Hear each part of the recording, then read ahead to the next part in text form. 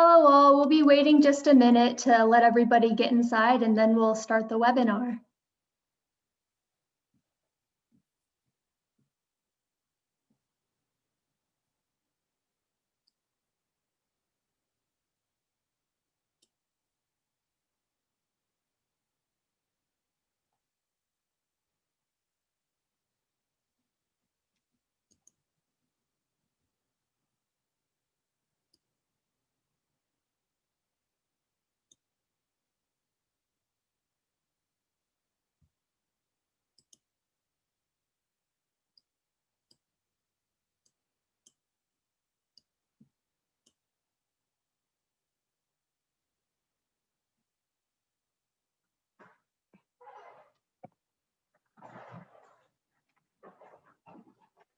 For everybody coming in now, we'll be getting started in just a moment.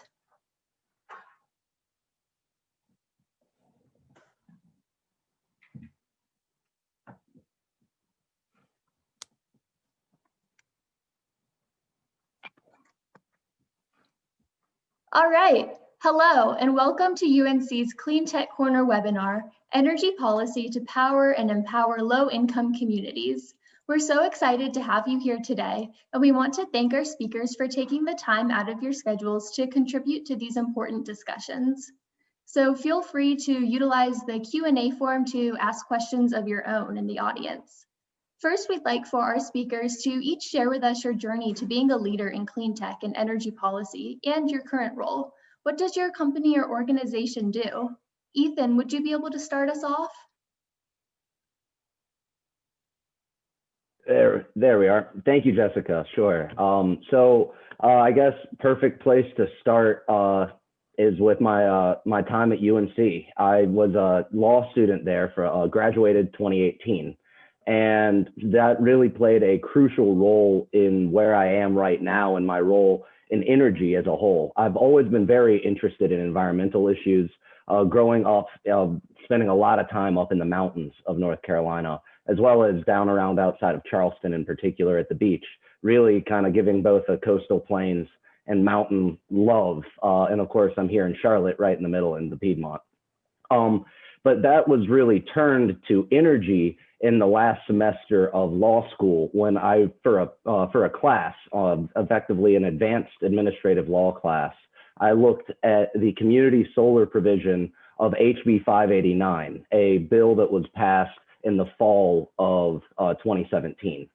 And I was looking at Duke Energy's program and the Utility Commission's efforts to take that law and turn it into regulatory policy on the ground. That paper ultimately led me to start Good Solar, which is a nonprofit 501c3 that is dedicated to helping other nonprofits and low and moderate income communities access renewable energy broadly and really specifically solar. We're looking to utilize, and I'm sure we'll get into this, third-party leasing and community solar, more specifically, trying to kind of bring together the finance industries, nonprofit organizations, and solar industries to bridge the gap and help ensure that everyone has access to renewable energy, not just the few who have the upfront capital necessary to make the investment. And as I said, I'm sure we'll be getting into all of that a lot more later. So right now I'm co-founder. I brought that idea from that paper to a couple of friends. One of them joined me and is my co-founder, Miles Wobbleton. And I talked to some mentors, took it out to the industry. A lot of people were saying that it's a niche that needs to be filled. Hopefully, you know, we're the ones to do it. And I think North Carolina has a lot of potential. So we'll talk a lot more about a lot of these things. And I thank you for having me. And I'm really honored to be on this panel with these great panelists as well. So I'll let them go ahead. Thank you, Ethan. We're really excited to be able to feature you today. Next up, we have Curtis. Thanks, Jessica. For many years, I've been an advocate for clean and efficient energy, particularly for low and moderate income families, mainly because of my journey that I've followed up in the northeastern part of the state at the Cooperative where I work. In 1997, I started as president and CEO of the cooperative up there, Roanoke Electric.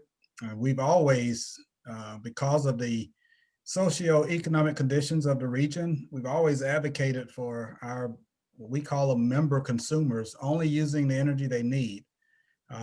Unfortunately, due to inefficient housing, many of our member owners are contributing more carbon emissions than they really should be. So as a result of the conditions, this is actually placing an extreme financial burden on many of our member consumers and costing, on top of that, it's costing our electric cooperative more to meet the demand for our member consumers to provide the power they need, especially during the times when there's a very high overall demand for power. It costs us more to provide energy during those times. So these circumstances have led us to the creation of an aggressive energy efficiency program that we run at our utility. It's called Upgrade to Save. And we have deployed this and have over 1,000 of our member consumers participating in a tariff-based energy efficiency program where the cooperative is making the upfront investment to get, as Ethan just said, there are many cooperative members who can't afford to make the upgrades and avoid those high bills. So we use our balance sheet to do that at the cooperative. On top of that, we have a lot of smart energy devices that we make available. We actively manage the voltage on our system. We're even getting into something I'll talk about later called beneficial electrification. So basically, that's kind of the journey. In 2007, I was chosen by my colleagues here in North Carolina to serve on the national board of our trade association in Arlington, Virginia, NRECA, National Rural Electric Cooperative Association. In 2018, they elected me as the president of the association. So I've been using my platform to really talk about low and moderate income individuals and member consumers of co-ops and how we can help ease the burden of those electric cooperative consumers. Been at Roanoke for, since 1997, one of 26 distribution electric cooperatives here in North Carolina. We provide the central station service to, in our case, consumers in 7 counties up in the northeastern part of the state. So that's a little bit about my journey and looking forward to having this conversation today. Thanks, Curtis. We're looking forward to talking with you too. And then we have Claire. Sure. Good afternoon. I think my journey, grew up in Chapel Hill and I went to school in Washington, D.C. and I ended up after my undergraduate working in energy efficiency implementation for a really unique organization that we were out to reduce the energy consumption in the district and also really help people have affordable energy, and that was part of our mission. And so I worked there for 4 years, enjoyed it, and I wanted to be someone that was like creating other kinds of programs and helping that expand. So I went to graduate school of Public Environmental Affairs in Indiana, studying energy policy and environmental science. And after that, February of this year, I ended up at the North Carolina Justice Center because I wanted to be back in my home state and make a difference. And so the Justice Center we are a nonpartisan nonprofit, and we advocate and pursue more equitable and just policies for low-income people across the state. And we do that in many different ways, through litigation, through like data analysis and policy and budget analysis, through advocacy. And then also we have a newspaper reporting. And we do it for health, for criminal justice, for education. And I am part of the team that does the consumer, housing, and energy affairs. So making sure people have fair policies for energy. So my colleague Al Ripley and we work to advance and increase the efficiency and the funding for urgent repair programs, energy efficiency programs, and to make affordable energy, energy more affordable for people in North Carolina. And so I am very excited to be here to meet you, Ethan, And I'm very honored to be with Curtis, because folks, you may not know, but he really is the work that you've done at Roanoke. You really are a leader, not only in the state, but across the nation in bringing this together. So I think we're in for a great ride today. Thank you, Claire. We're glad to have you here too. Now, to set up what we're talking about today with energy justice, it would be helpful if our panelists could please explain environmental injustices that either they've witnessed or that they know about with regard to energy access. And we're going to start with Claire.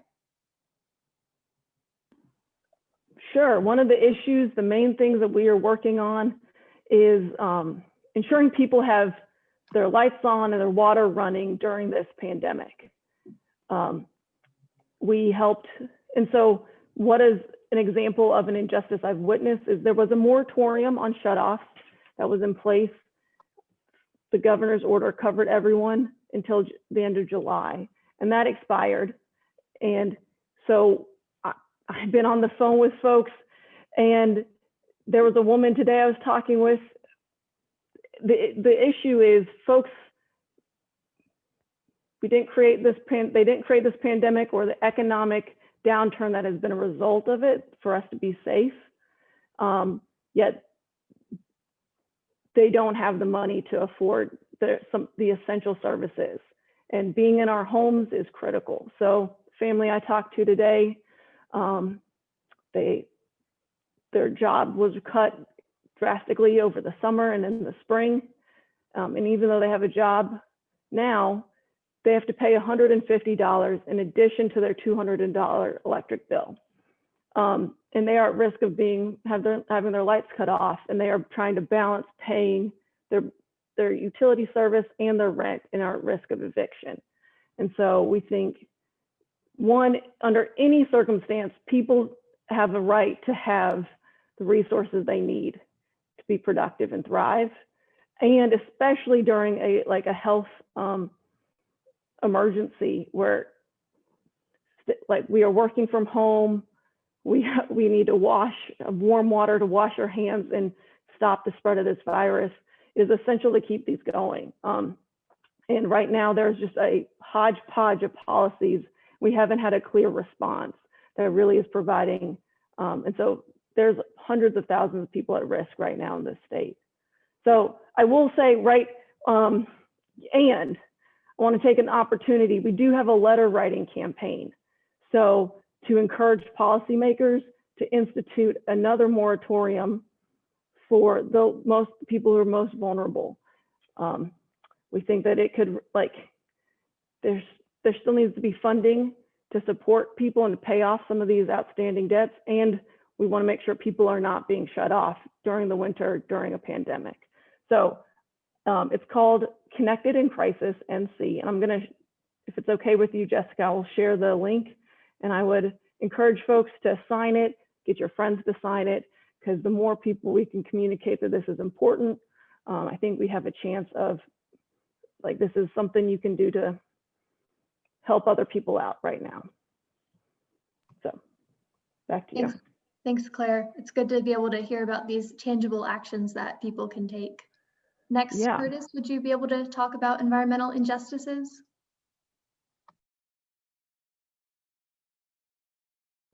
Absolutely. Claire, thanks for those remarks, because, those hard situations that you describe, we see them firsthand as a utility. And when people come in, our member consumers come in, and they've got, the bill to pay, and it's almost impossible, seems like sometimes, to make that work. And it puts the utility in a very, very tough situation. And what happens, and during the pandemic, we saw it firsthand.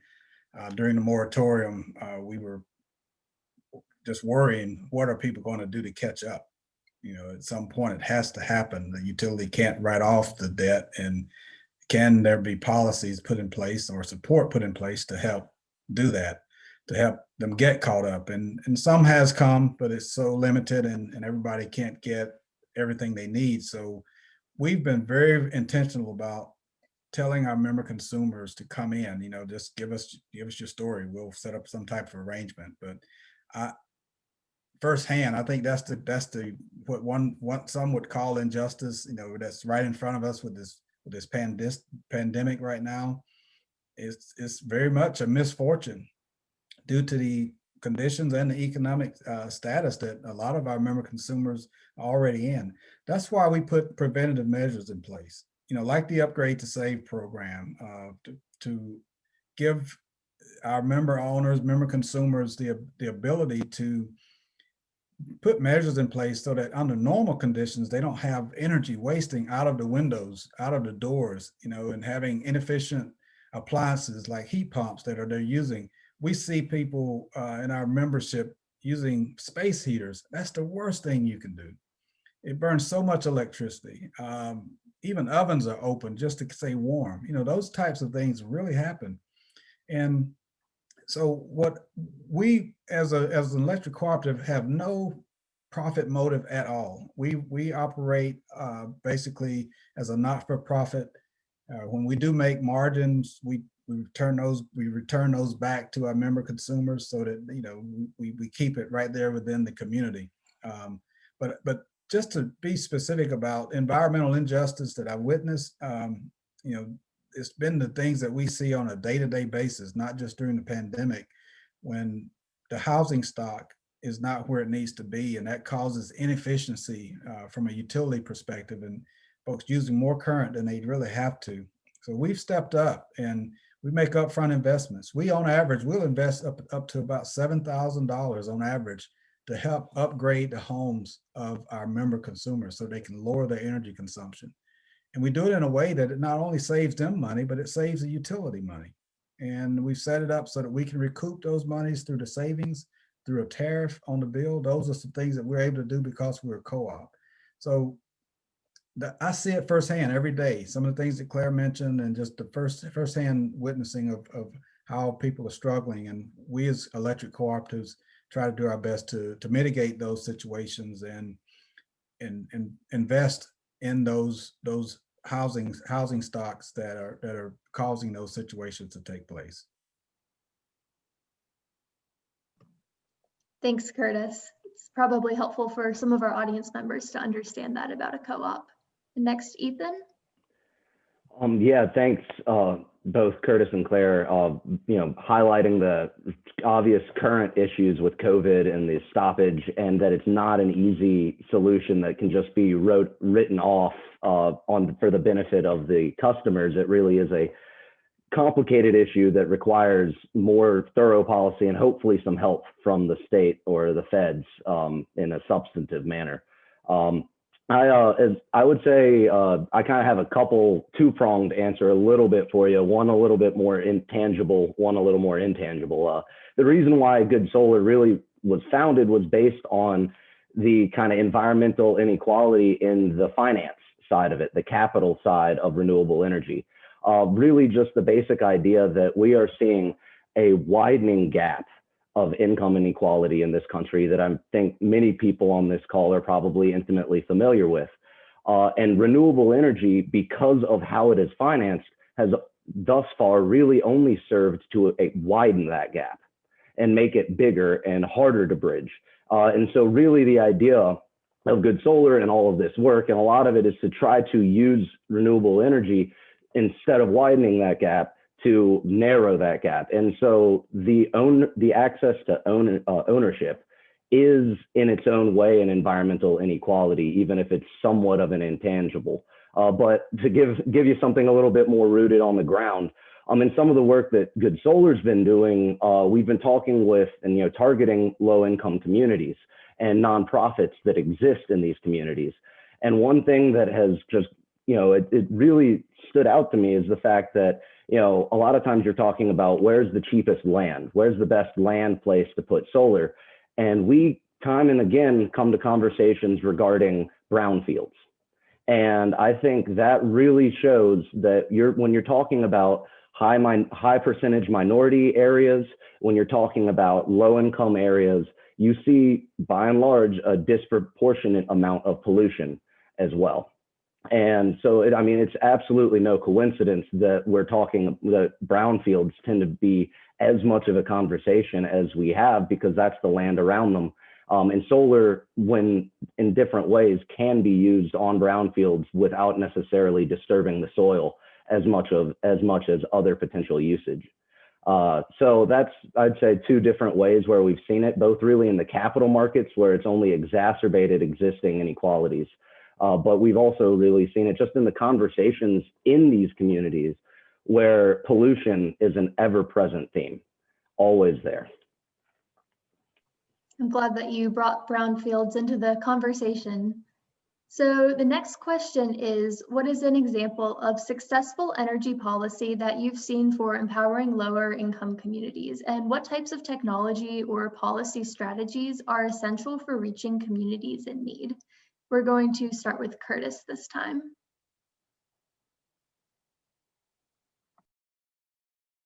We can't hear you, Curtis. Yeah, that's a bad habit. I won't call it a policy, but I'll just describe a program we've put in place that I guess from our board's perspective, they enabled us to do it, which could be described as a policy. But this combines the energy efficiency program that I just mentioned, as well as solar development. We have adopted a concept called community solar. And what basically happens with community solar is that our cooperative will invest in a solar facility, and anyone who wants to purchase the output of those solar panels can do that. What that basically does is it eliminates the need for them to make a large investment to participate in solar.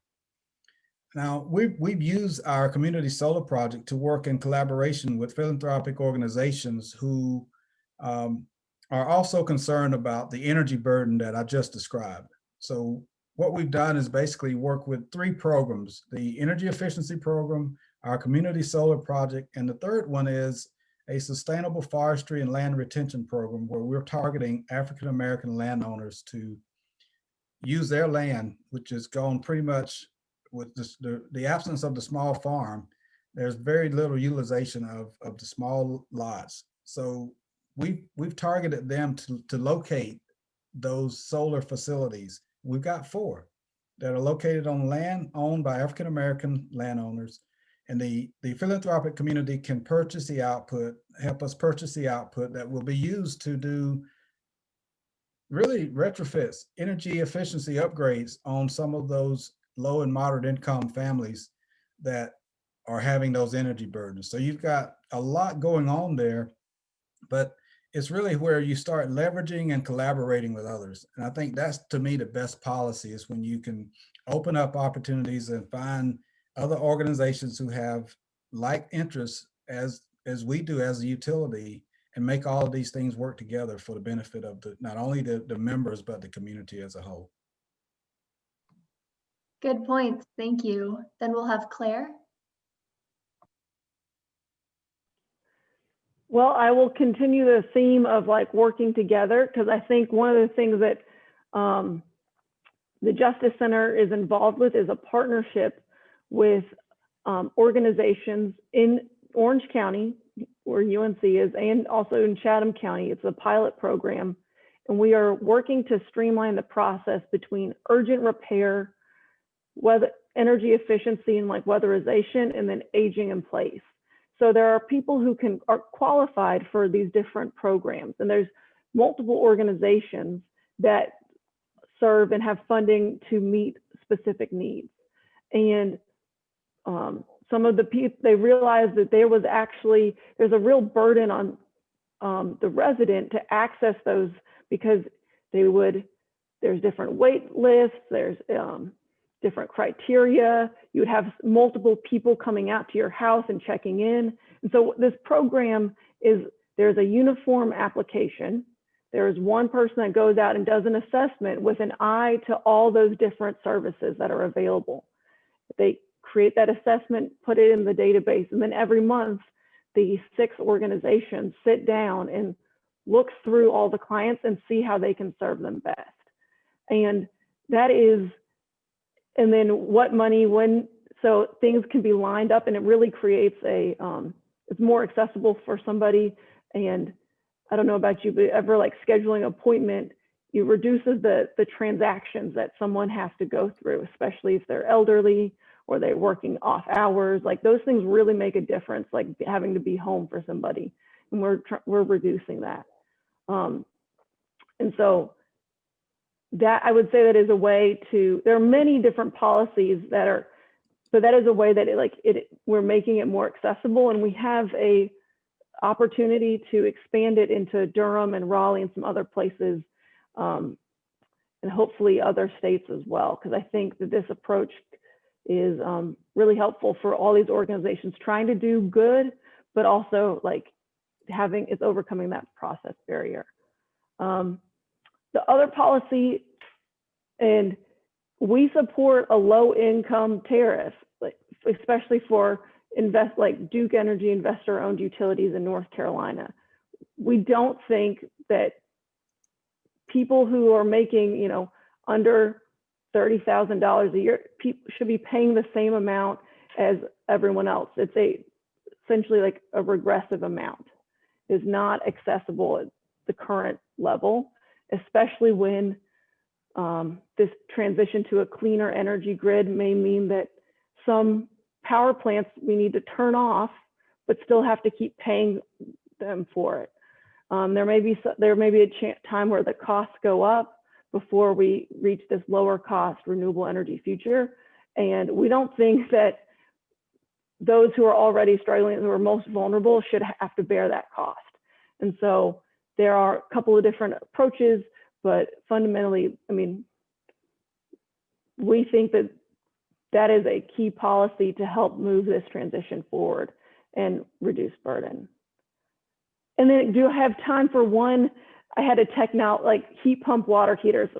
I think are super cool. Curtis, you sort of mentioned them. I don't want to take your time, but well, I'll go for it just a little bit, because I think you asked about technologies, and this is the technology. And water heating is a form of storage.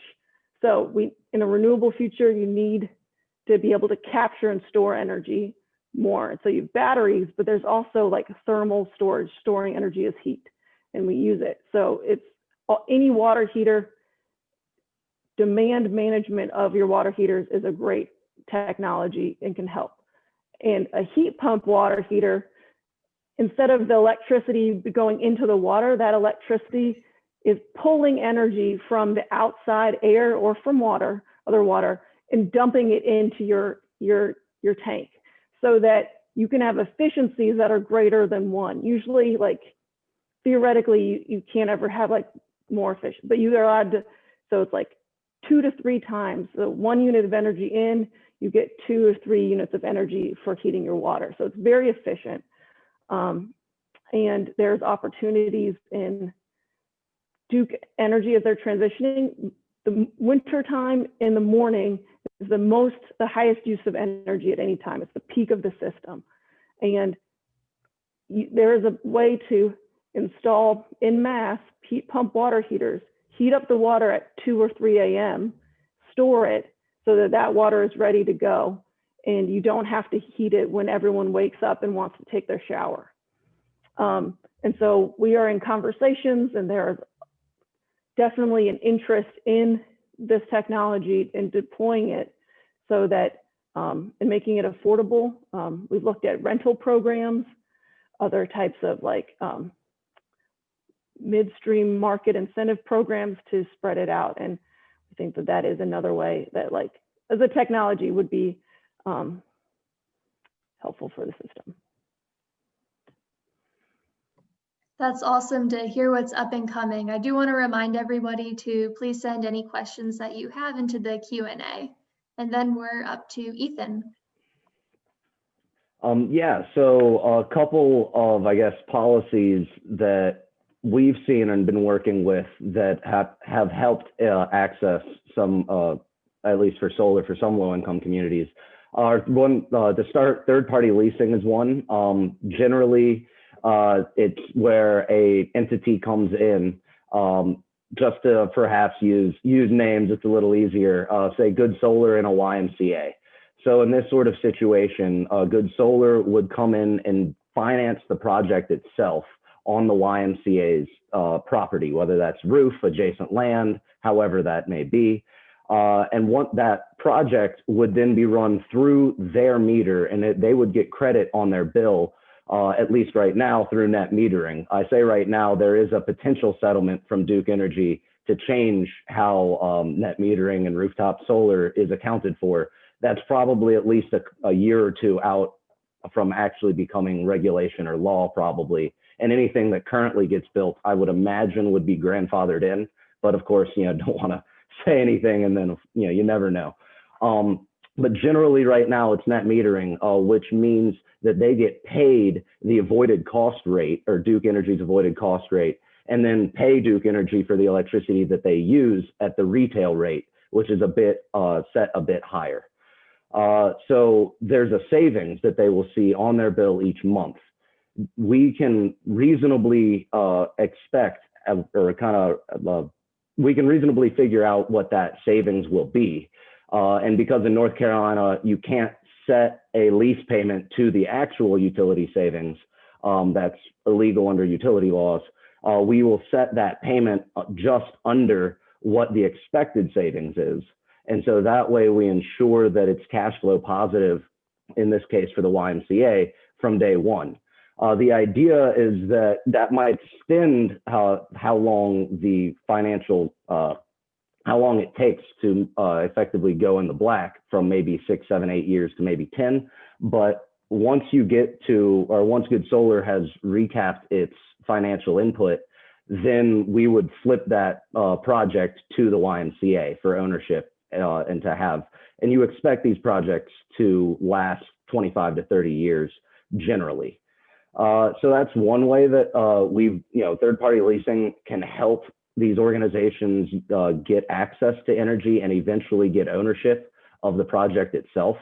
That's a really good way. I'll say another, and as a pretty new startup, to say successful might be overstating it, but we're very hopeful that we'll be successful at Good Solar. We're trying to use a pretty interesting financing method right now, because the vast majority of solar is done through tax credits. Right now, the federal tax credit's at 26%, will be stepped down to 22% next year. Who knows what will happen? From the late 70s till 2015, we had a state tax credit for solar. Obviously, we let it lapse in 2015. That may be revived. But all of that is not available to a 501c3. So that's a critical part of it. And so we also have a parallel structure of LLCs that much closer mirror what traditional renewable energy financing is, which is really a series of LLCs where each project would be held in its own special project entity, SPE, its own LLC, underneath an operational LLC where investors can come in. And then there's another LLC above that, which is where Miles and I, the co-founder, we really maintain control. And really, these LLCs only exist as a financing tool for the nonprofit Good Solar, the 501c3.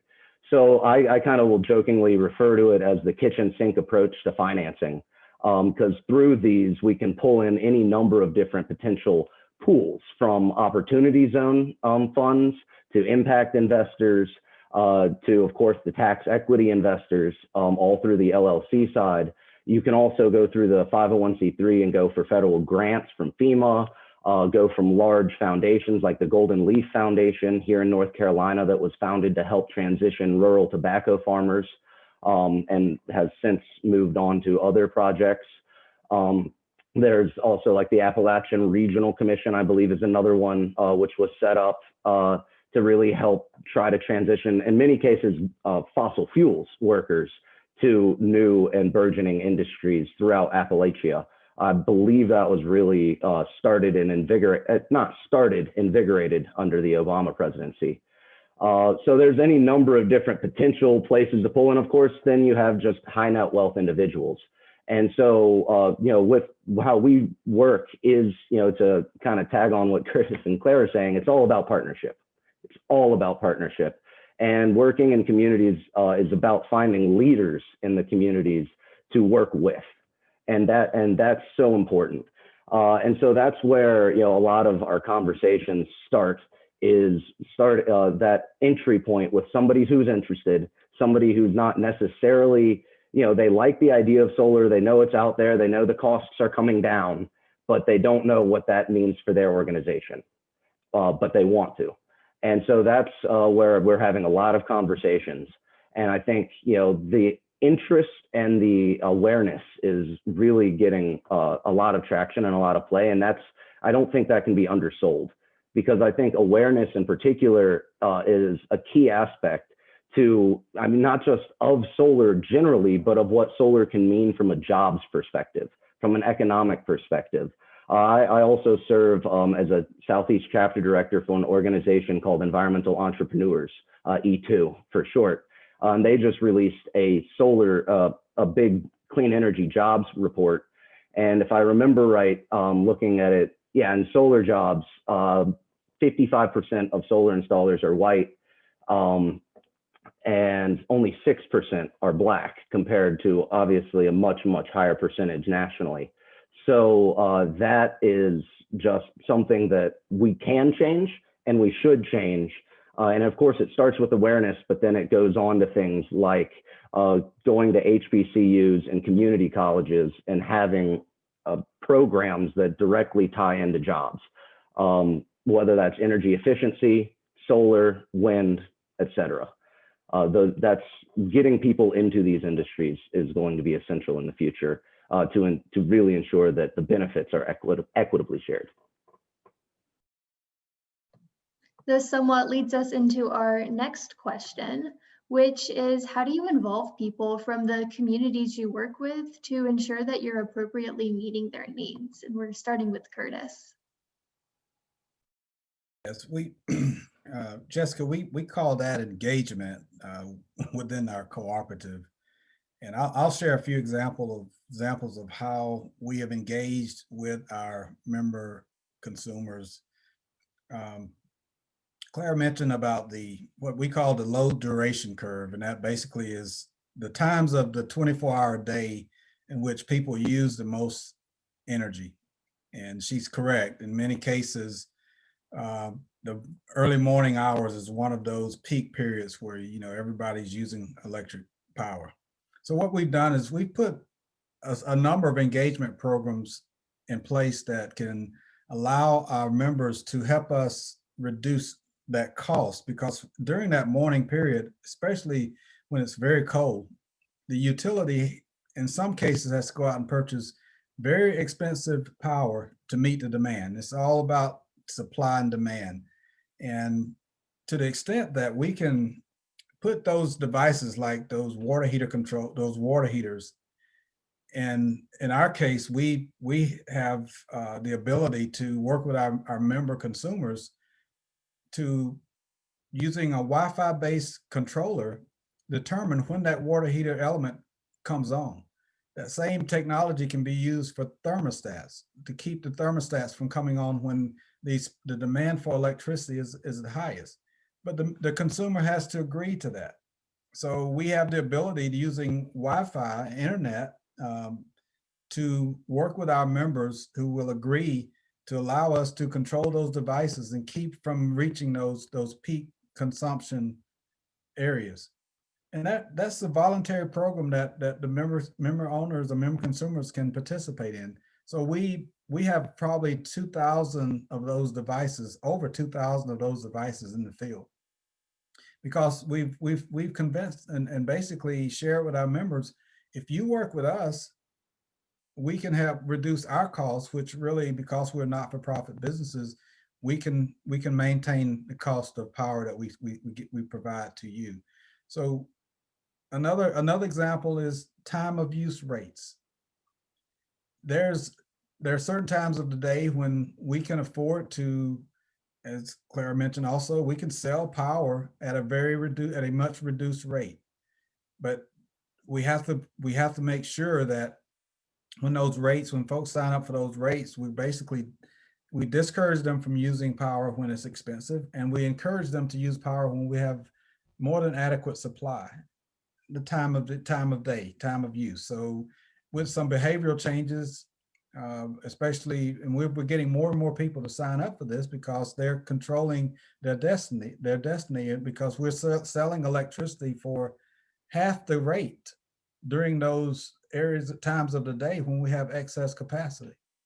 So those are 3 areas. The last one that we're really beginning to start to engage, and this falls into that area we call beneficial electrification. And with that, it's another way we can work with our member consumers. And this gets outside of just electricity, but it moves into transportation.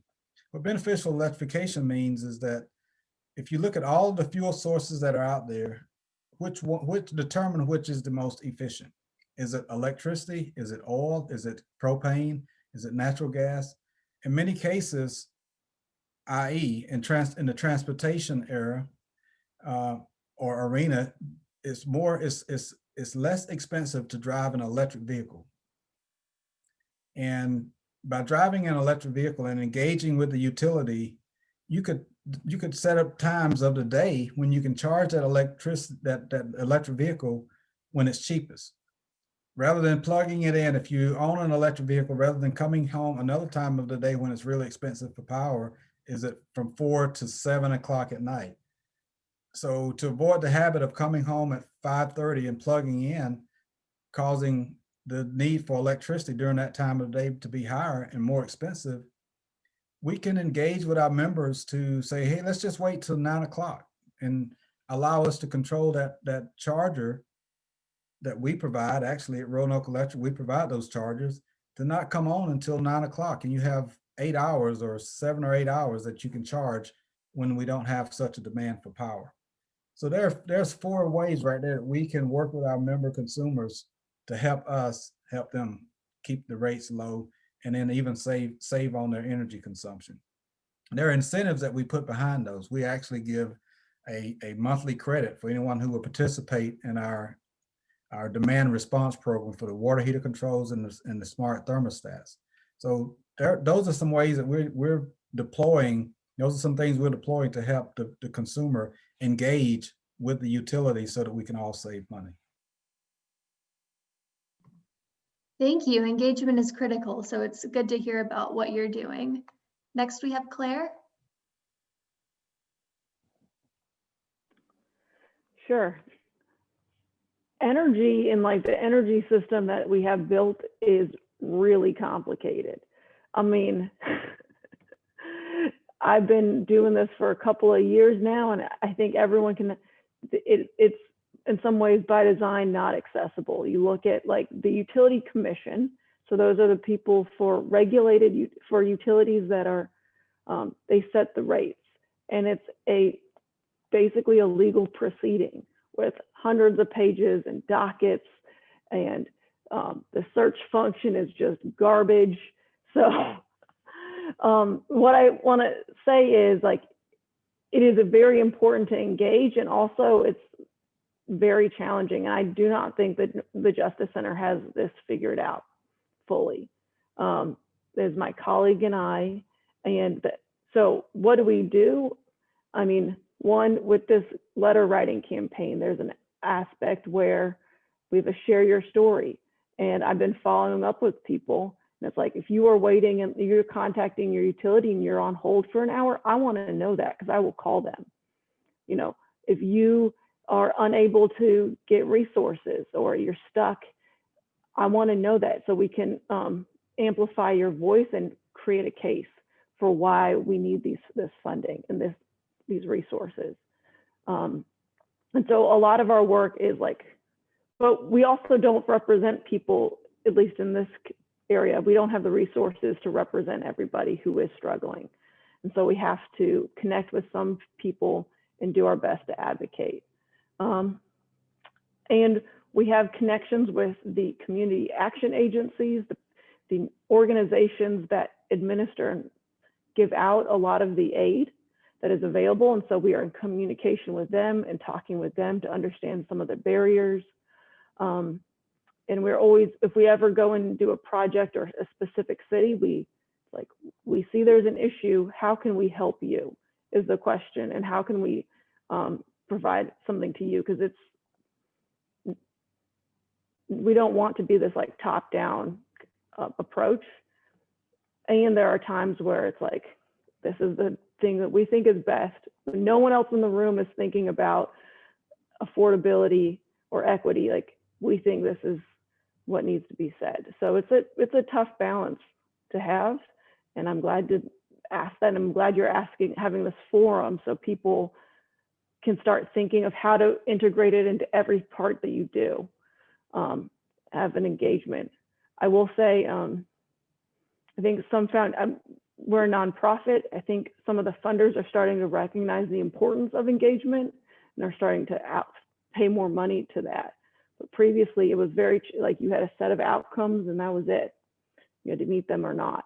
And it wasn't necessarily who's at the table and how long is this process going to take, because building a coalition and organizing, it takes work and effort. And we've got to have the resources to pay for people's time in order to make all of that happen. And so I think we're moving in that direction. It really is a work in progress. And Ethan, you had touched on it a little bit, but if you'd like to add anything about community engagement, please do.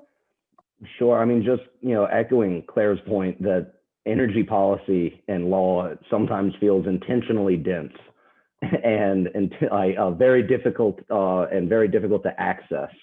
And I think, to Claire's point, the letter writing campaign, going through organizations like the Justice Center, like the North Carolina Sustainable Energy Association, Clean Air Carolina is another one, Sierra Club comes to mind, Southern Environmental Law Center.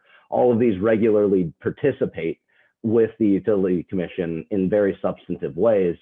And that can be an easier on-ramp might be through the work of those organizations sometimes. I think there's also reforms to be made to the system itself to make it easier for people to register their voices and opinions. And it can also be very confusing what or who decides what. A lot of times the Utility Commission might say, no, that's not a decision for us. That's the Department of Environmental Quality. That's climate change, or that's pollution. That's not us.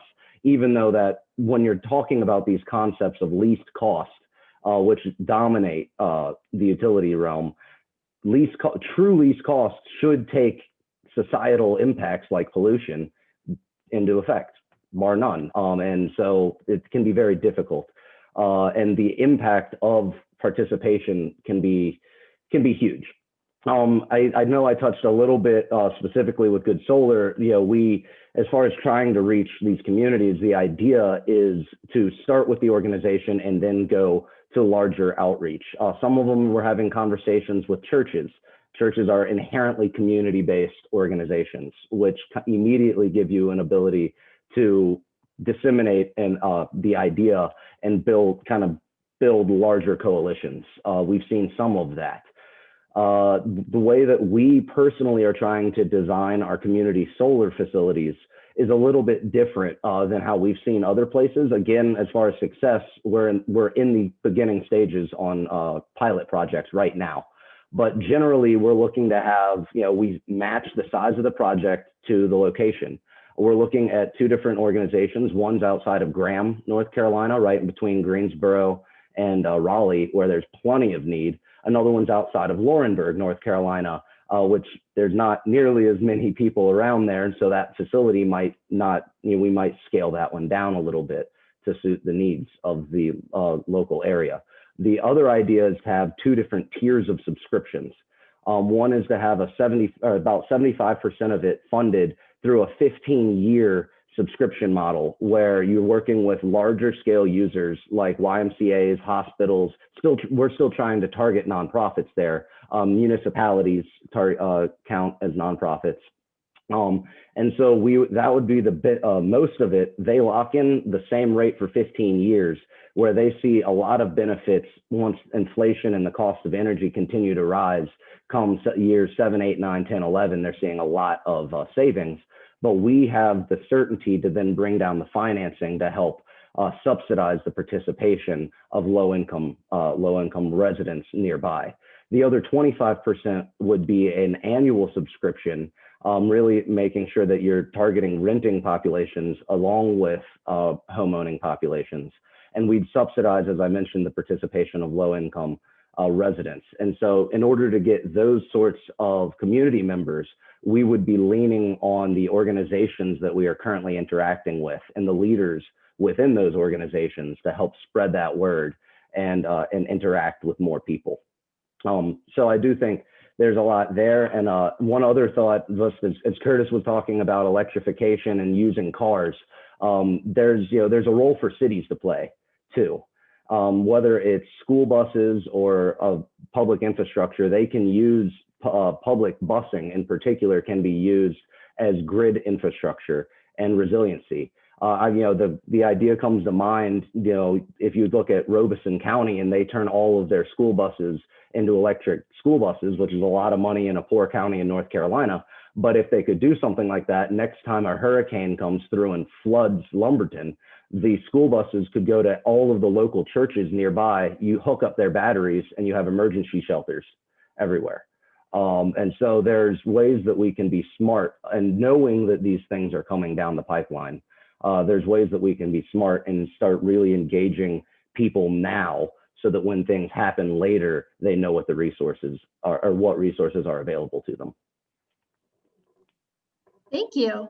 Now we're going to move into some Q&A from the audience. And this first question, I believe, is directed for Curtis, wondering about if the information about peak demand times for electricity is available somewhere. Is it standard? And people might be willing to run their dishwashers and washing machines at certain times if they only knew what they were.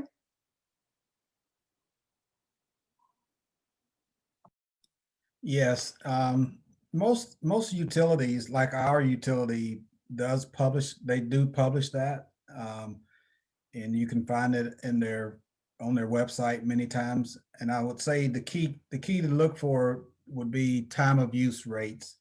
That's the translation to the consumer, how it would really make a difference for the consumer to take advantage. That's how we do it, and it's really there's a number of factors involved. It's not always just a matter of it being consistent with every utility. It's a little bit different depending on the kind of contracts they have and how all that's structured. So, but that would be the best sources to go directly to the utility and see if they have some type of keywords here: time of use rate, demand response programs. So those are some of the key phrases that I would be asking about if you're interested in that. Can I just jump in here? I'm not a utility, and one thing, like time of use rates, they make sense. Like from an economic, you should be paying like you pay what it costs to produce the energy. And for some folks who maybe not, who don't have systems set up, like a thermostat that is going to control use, or automated systems, or you're not aware, it can actually, because there is not a standard cost difference. Some of these could be really expensive. Like I've seen some as much, as like 30, 40 cents a kilowatt hour. And if you're not aware, or you're unable to control your energy use, and you get on one of these rates, it could be really detrimental. Like it could lead to really high bills that you were not expecting. And so I think time of use rates, especially for businesses, excellent. Like there should be a consideration, especially when you're looking at low income populations and people who can't control their load. They're not always the best fit, and they're not I just want to be clear, folks don't come away with being like, "Ooh, yeah." No, so, you gotta be disciplined. I agree, Claire. I think I'm glad you pointed that out, and that's the way we train our member services, our customer service folks, to explain it and re-explain it, because the worst thing that can happen is if you use it with that time of use rate, if you use power on peak, it's going to penalize you. but you have to be disciplined and make sure you don't fall into that, because it can come back to harm you. But the other, many of the technology has gotten to a point now where the demand response devices like the water heater controls and the smart thermostats, many of those are non-intrusive. They're Wi-Fi based. You can use your smart devices to control those. You can opt out of some of those programs if it's an inconvenience for you. But good point you make. I'm glad you said that. I'm glad that this was found helpful. Another question, we don't have long left in our webinar, but could the panel address the connection between energy poverty and housing policy? Retrofitting single-family homes is one approach, but there are larger systematic issues that prevent energy efficiency at a massive scale, says one of our panelists. Ethan, would you like to go first? Sure, absolutely. Though I do know my fellow panelists should be able to really address that very well as well. I would say as far as housing policy, and particularly the pay-as-you-save program that Curtis has talked about, and I will obviously yield the floor here in just a second, but I think that sort of thing could be expanded, or a zero interest loan pool that could be run either at the federal or the state level out of something like a green bank. That could be a potential idea. I think those sorts of ideas could, again, a lot of it's all about the money and the access to capital. And so if you have a pool of capital that allows people to then access it, and they can access it in a way that isn't as restricted as current credit checks are, that can be very, that can bar many people from access. And so you have to have a way to get them on and get them in where through their on-bill savings, or there's also ways to do it through property tax assessments.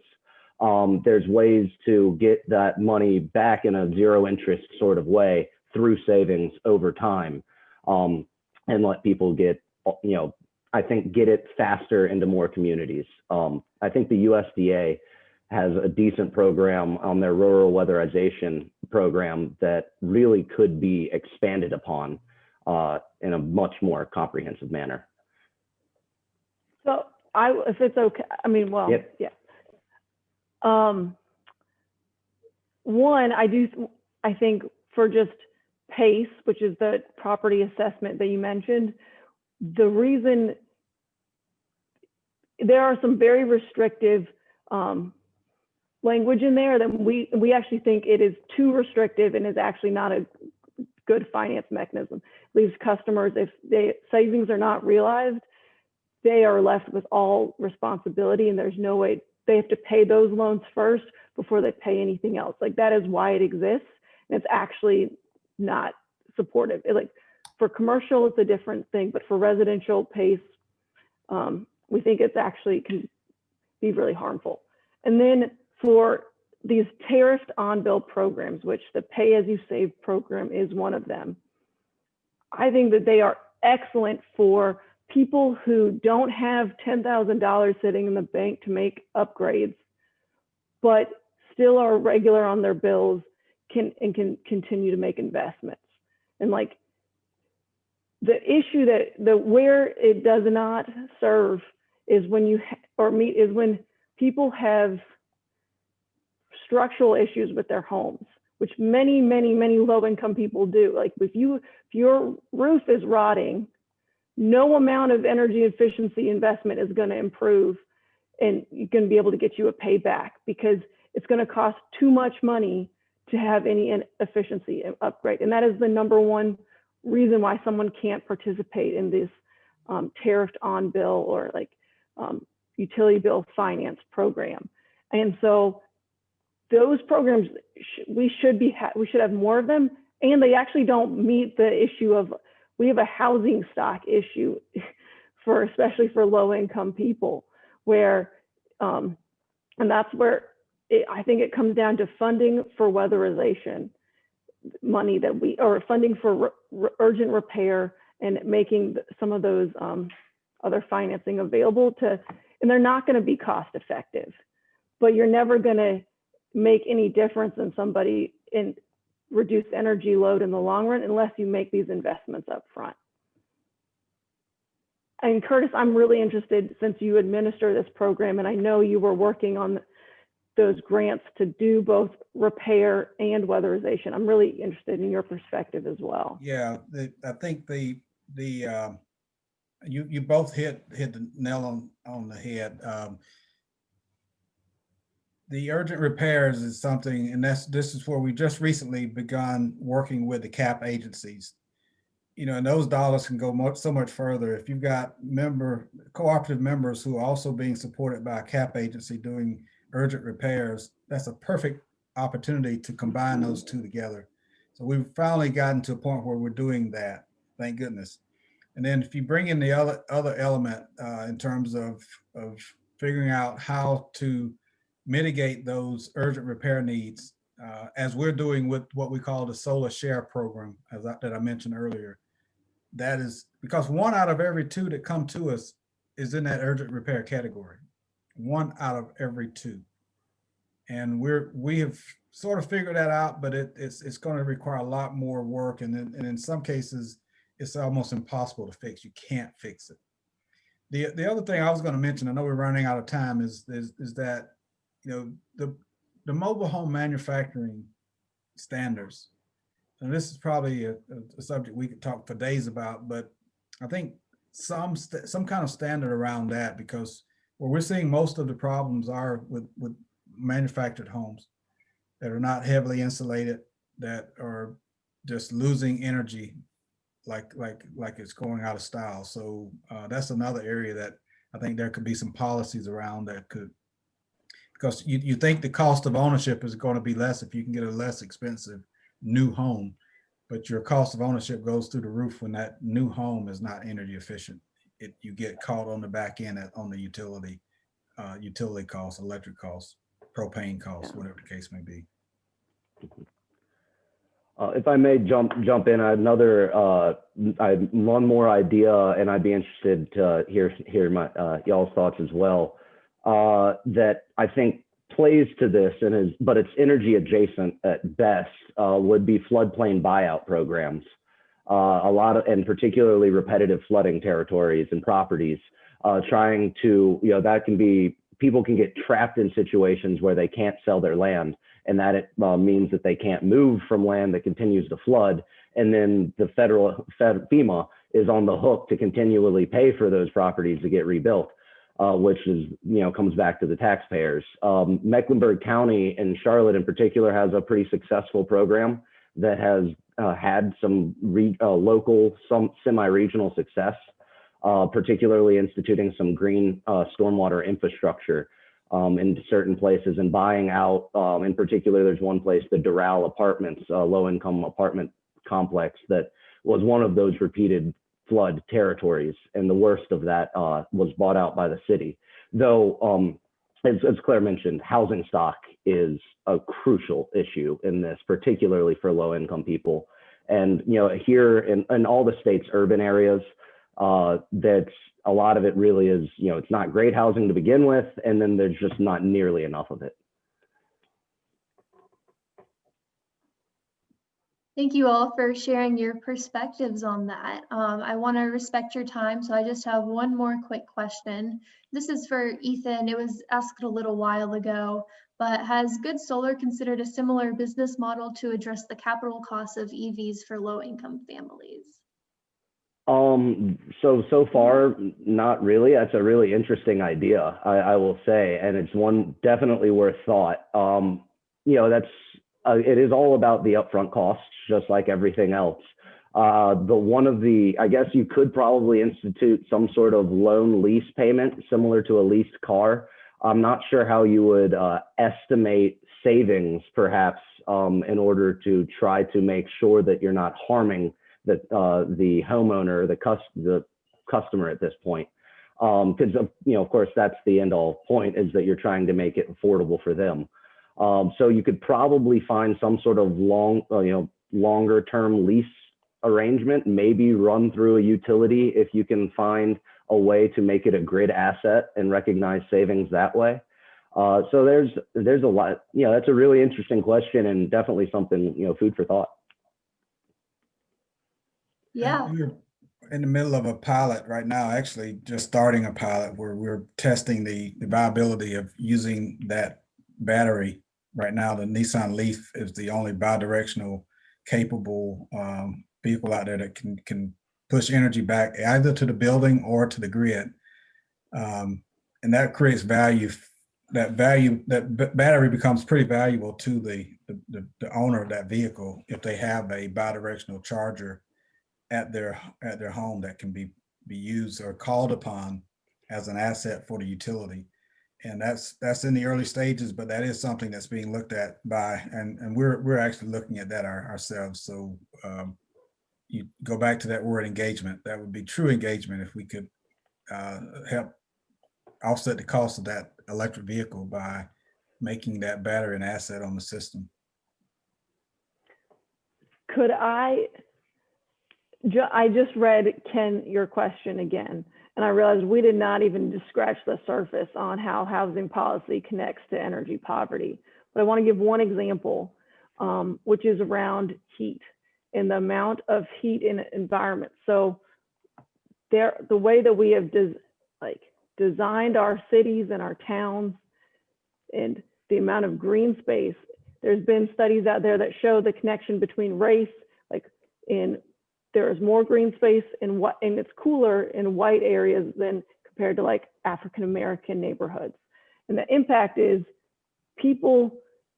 and so what that looks like is in the summertime, you've got asphalt, it's absorbing the heat and it's radiating it back. And so the temperatures in your area around your home, you could be in the same zip code, the same town, and it physically feels hotter in homes that are not around green space or around asphalt than homes that are covered in trees and in shade with grasses.